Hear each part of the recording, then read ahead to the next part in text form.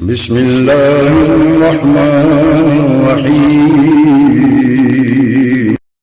حضرت ابن عمر رضی اللہ تعالیٰ عنہ بیان کرتے ہیں، رسول اللہ صلی اللہ علیہ وسلم نے میرے جسم کے کسی حصے کو پکڑ کر فرمایا، دنیا میں ایسے رہو گویا تم ایک پردیسی یا راہگیر ہو، اور اپنے آپ کو اہل قبور یعنی مردوں میں سے شمار کرو۔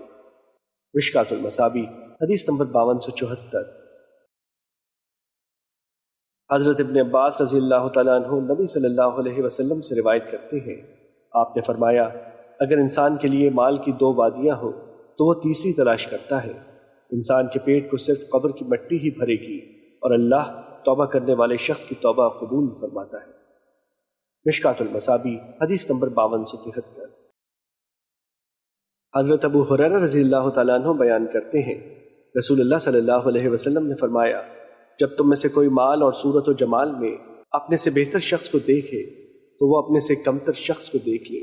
اور مسلم کی روایت میں ہے، فرمایا، دنیاوی امور میں اپنے سے کمتر شخص کو دیکھو اور اپنے سے بہتر شخص کو نہ دیکھو، کیونکہ یہ زیادہ لائق ہے کہ تم اللہ کی ان نعمتوں کو حقیر نہ جانو جو اس نے تم پر انعام کی ہے۔ مشکوٰۃ المصابیح حدیث نمبر 5242۔